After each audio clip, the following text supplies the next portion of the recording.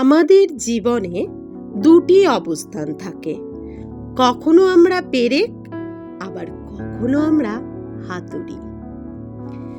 যখন একজন মানুষ জীবনের প্রারম্ভে বা সমাজ ব্যবস্থার কঠিন পরিস্থিতির মুখে অসহায় থাকে, তখন সে ঠিক পেরেকের মতো।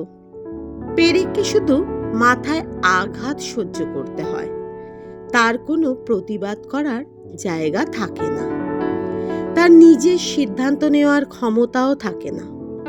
কর্মক্ষেত্র, পরিবার কিংবা সমাজে যখন আমরা দুর্বল থাকি, তখন চারপাশের মানুষ আমাদের ওপর সিদ্ধান্ত চাপিয়ে দেয়। কিন্তু সময় সবসময় এক জায়গায় থেমে থাকে না। পরিবেশ ও পরিস্থিতির পরিবর্তন ঘটে।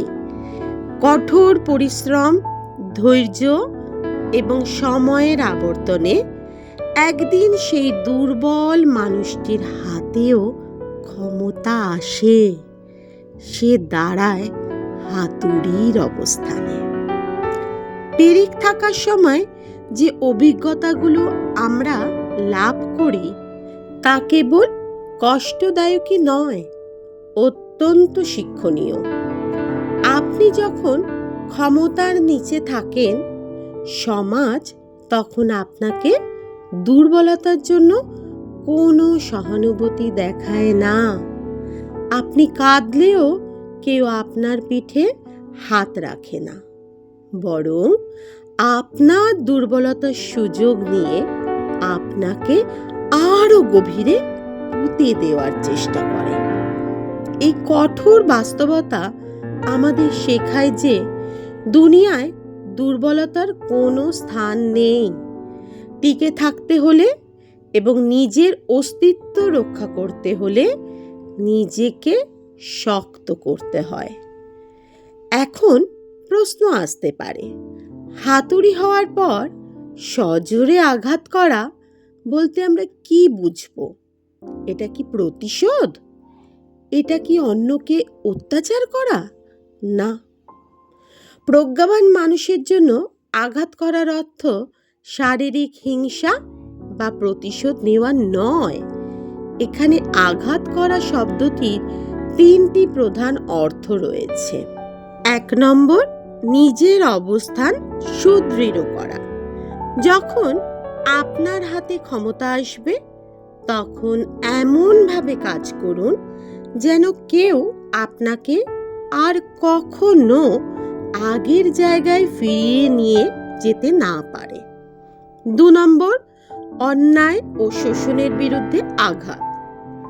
আপনি যে অন্যায়গুলোর মুখোমুখি হয়েছিলেন, নিজের ক্ষমতার মাধ্যমে সেই অন্যায় এবং শোষণকারী ব্যবস্থার উপর সজোরে আঘাত হানুন।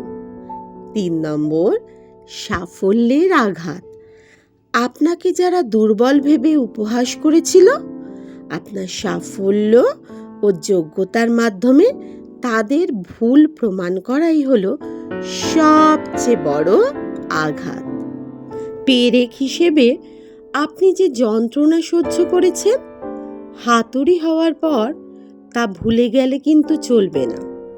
অনেক ক্ষমতা পেয়ে নিজেই একজন অন্ধ অত্যাচারী যদি হয়ে ওঠেন আপনি, এটি হলো আপনার পরম ব্যর্থতা। হাতুড়ি হওয়ার সঠিক ব্যবহার হলো নিজের অধিকার ছিনিয়ে নেওয়া, নিজের সীমানা নির্ধারণ করা এবং অন্যায়ের সামনে মেরুদণ্ড সোজা করে দাঁড়ানো। আপনি যখন পেরেক ছিলেন, তখন দয়া পাননি। তাই হাতুড়ি হওয়ার পর দুর্বল হয়ে পড়ার বা অপ্রয়োজনীয় আপোস করার কোনো সুযোগ নেই। নিজের সিদ্ধান্ত এবং শক্তিতে অটল থাকাটাই আসল হাতুড়ি হওয়ার লক্ষণ। জীবন আমাদের প্রতিদিন পরীক্ষা নেয়। আপনি যদি আজ পেরেকের মতো আঘাত সহ্য করে থাকেন, তবে একটা কথা বলবো, একদম হতাশ হবেন না। প্রতিটি আঘাত আপনাকে ভেতরে ভেতরে শক্ত করছে। শুধু প্রস্তুত থাকুন, নিজের দক্ষতা ও যোগ্যতাকে বাড়িয়ে তুলুন।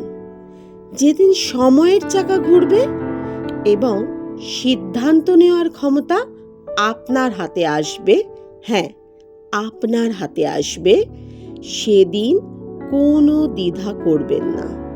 নিজের পূর্ণ শক্তি ও আত্মবিশ্বাস নিয়ে নিজের ভবিষ্যৎ গড়ে তুলুন।